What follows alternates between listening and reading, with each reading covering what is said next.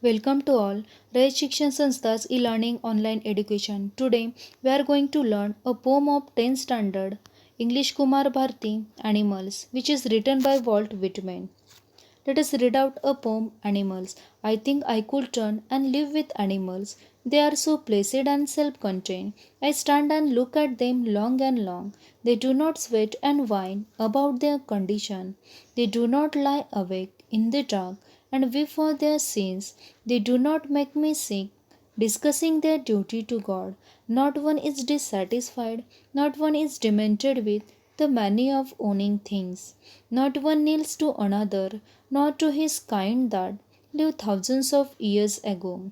Not one is respectable or unhappy over the whole earth, so they show their relations to me, and I accept them. They bring me token of myself, they evince them plainly in their possession.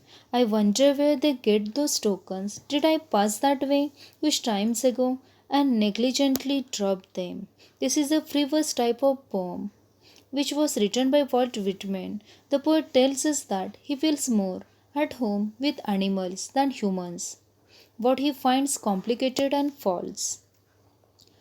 Let us have introduction about poet Walt Whitman, who was born on 31st May 1819 at West Hill, New York, US.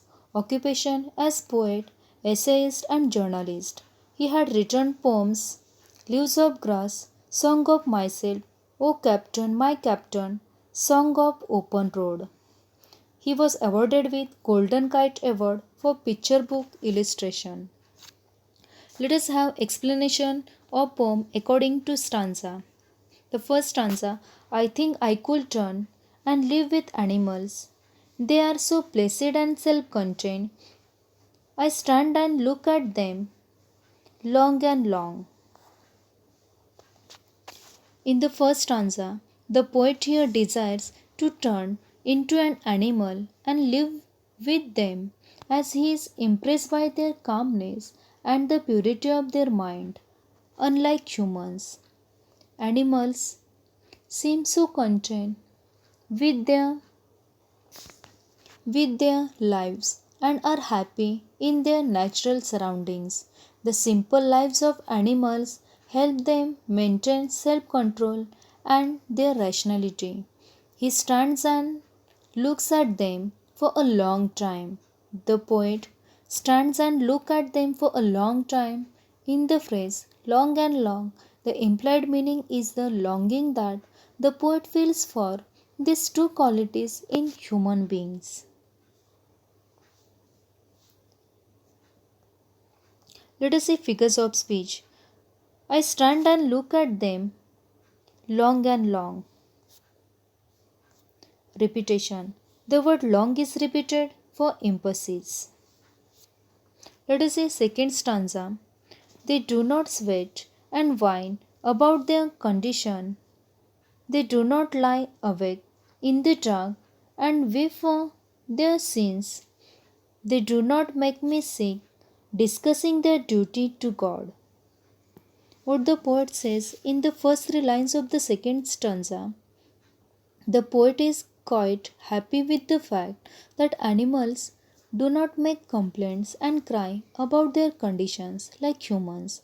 They eat and sleep peacefully as they have nothing to worry about, while humans, because of their wrong actions, are unable to do so and thus cannot sleep without worrying about them.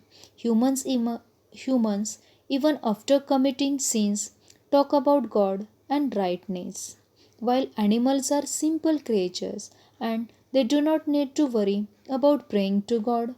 The poet here means that since animals are so pure, they do not pray to God for forgiveness or ask God to fulfill their desires like humans. Let us see next two lines. Not one is dissatisfied, not one is demented with the mania of owning things. Here, the poet says that animals do not possess material things like humans, and they are happy and satisfied without all the worldly things, the desire of which has affected human beings very badly. This desire to owning things has been called madness by the poet. Let us see figures of speech. They do not sweat and whine about their condition. Tautology. The words sweat and whine convey same meaning in the same line. So here figure of speech, tautology. Next figure of speech, they do not make me sick, discussing their duty to God. Alliteration. The sound D is repeated. Next, not one is dissatisfied, not one is demented with the manner of owning things. Hyperbole. This is a O statement.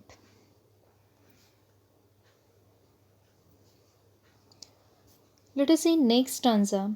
Not one kneels to another, nor to his kind that lived thousands of years ago. Not one is respectable or unhappy over the whole earth. In this stanza, the poet says here, animals are free from the habit of praying to their ancestors. When the poet says not one is respectable, he means that since all of them are equal, there is no question of respect to some and insult to others. All these features of animals make them happy and uncomplaining. Let us see figures of speech. Not one is respectable or unhappy over the whole earth. Hyperbole, this is a O statement. Let us see next stanza. So they show their relations to me, and I accept them. They bring me tokens of myself. They evince them plainly in their possession. I wonder where they get those tokens. Did I pass that way huge times ago and negligently drop them? What the poet says here, the poet is saying here, he feels that animals represent human beings in some way. This means that animals seems to have what humans once had. For example, virtues like kindness, self-containment, and innocence. Before these virtues had for the human beings. But now these virtues was lost by human beings. They symbolize the lost values of the human race. He believed that civilization has corrected human beings and instead of teaching values to them, it had taught them greed. He believes in this poem that humans dropped these virtues a long time ago and have forgotten them.